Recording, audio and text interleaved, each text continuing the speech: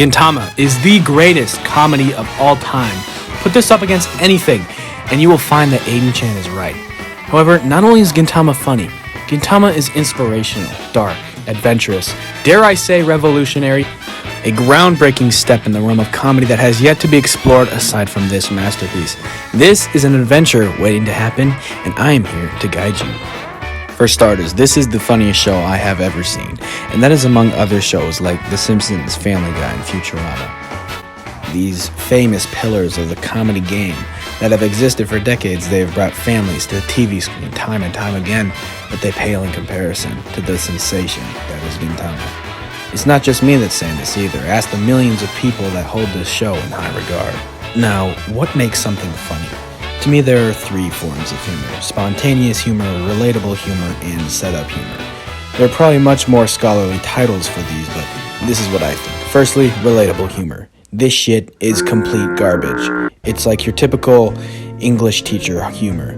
Oh my gosh, Monday's got me like, and then a picture of a snoring dog or some cringy shit like that. Like, no, that kind of stuff is a disease. But this disease spreads not only to the cringy, unfunny English teachers, but also to all women. See, the idea of women being funny is a falsity. It is tosh. It is genetically impossible for women to be funny.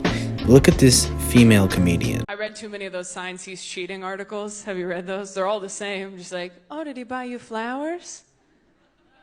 He feels guilty. Oh, did he call you babe? He doesn't know your name.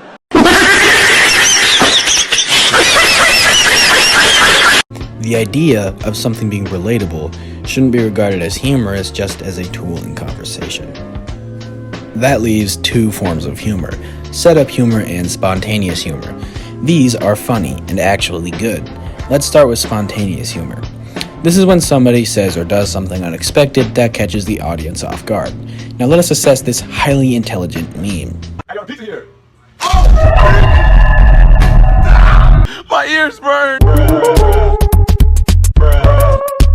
Get Wi-Fi anywhere you go. Oh, this is the funniest shit I've ever seen. What is this nigga doing? You can act like a prestigious dweeb and say that that kind of humor is for kids, but that kind of stuff is actually really funny, because highly rated comedies use it too.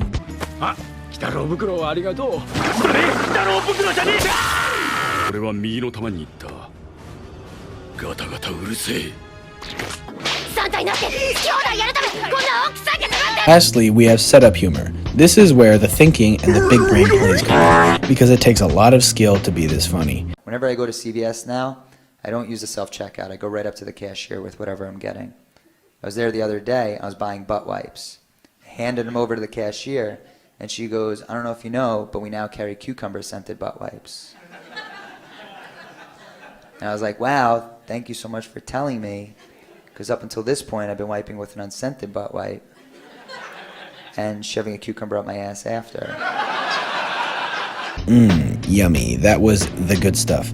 The audience wasn't forced to laugh, and the humor wasn't garbage. No, the entire thing was crispy, creme de la creme, the best of the best. Now, what does this have to do with Gintama? See, Gintama doesn't have any of the relatability garbage. No, it's only got the good stuff. The stuff that takes the big brain plays to come up with. But to claim that this shit is better than The Simpsons or Family Guy, I mean, that's outrageous, isn't it? Simply preposterous.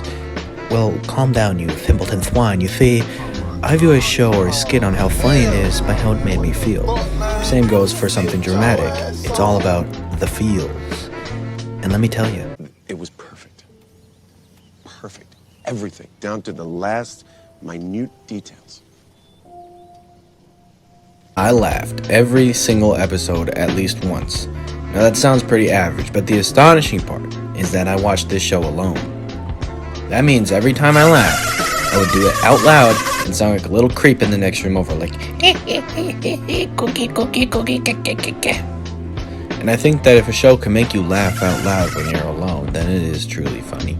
Now, does The Simpsons or Family Guy make me laugh out loud? Yes, but it's not as consistent as Gintama. Every joke is just perfect, and there isn't an episode where I feel that the jokes were so-called mid. The serious stuff. About 90% of this show is comedy, but every 40 episodes or so, you get some of the best action and thrills I have ever seen. I mean, the show's serious side rivals that of Attack on Titan and Naruto in its ability to capture an audience and make them feel for the characters. It tackles themes like loneliness, freedom, and death. And while for most of the show you think you're getting this comedy with seemingly no plot, something that's just supposed to make you laugh and entertain you in only one way, it swings from serious to funny to action, and ultimately eclipsing at a point in which you no longer can label this show as simply as a comedy.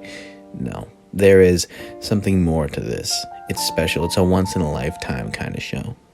This show has some pretty good tunes, too. The intros and the outros are super good, and I do listen to the intros and outros in my 6-hour-long super badass anime playlist.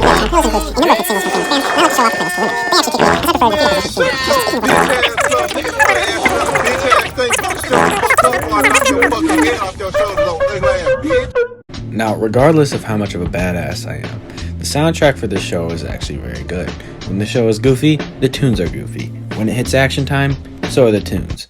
And when the show gets hard-boiled, well, the tunes get hard-boiled. Visuals. The show started in 2006 and ended in 2018. So the first 2-ish seasons have that crusty toenail look. But don't worry, that shit picks up. And there aren't really super exuberant landscapes or Fate Zero level fights, but it improves in a similar way to One Piece. It was really shitty at the beginning, and now it looks really damn good. And you do get those crispy-ass scenes occasionally. The fights are rare, they don't come often, and yet they're really damn good. And I appreciate when a fight doesn't stall you with backstory and repetitive dialogue like, "Nani, how did Naruto see that one coming? I didn't think I could suck any more cock, but then that's kind of my point as a meaningless side character." And when a fight actually happens, it's usually only 2 to 5 minutes, because that's realistic. Fights shouldn't be 2 episodes long. That ruins the suspense of if 2 guys are trying to kill each other, one should die in a pretty short amount of time. See, Gintama fights are good because they skip all the bullshit. Of my list of favorite characters, yes, I have made one. I know that makes me super badass and awesome, you don't have to tell me. But of that list of characters, the majority of them went to Gintama. Each character is unique, and none of them fall into tropes. There are a lot of characters, so to keep things short and sweet, I'm just going to talk about who I like the most. Sakata Gintoki is our main character, and he was a samurai in a war at one point. Now he owns an odd jobs business with 2 shitheads. Gintoki doesn't give a lot of farts, and it provides with some very funny scenes, like he'll blatantly call women ugly to their face. He's a savage, and I dig it. And in the most ways, he's a piece of shit. He lies and cheats with little petty things. But when there's something important on the line, he has a lot of morals, and is actually a great dude. I guess he just doesn't sweat the little things, baby. Hattori Zenzo is a ninja with hemorrhoids. He does a lot of normal things, like read shonen jump, and in general is an ethically great dude.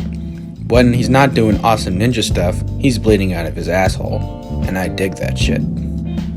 Hijigata Toshiro, Toshi for short, is the vice captain of the Shinsengumi.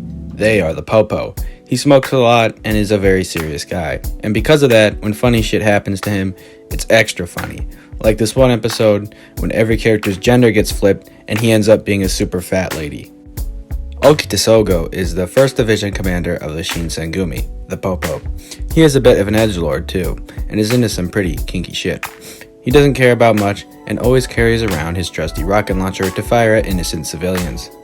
I understand that Gintama is a comedy, but it can't be lumped with that baby shit. You know what I'm talking about. The fuzzy high school rom-coms. Those baby-ass shows are all like, goo goo gaga, goo goo gaga. But Gintama's all like, goo goo gaga, goo goo gaga. You know? It's just way better. So good in fact, I think it belongs in the argument for best anime ever. Whoa, calm down. I know I just said that. But that's an argument for another day. For right now, I don't care if you haven't watched any anime. I don't care if you're awesome as hell and have watched anime. What I do care about is that you watch this show. It is the greatest comedy of all time. That is undisputable, by the way. And so it is definitely worth your time to watch. So give it a chance and turn that frown upside brown.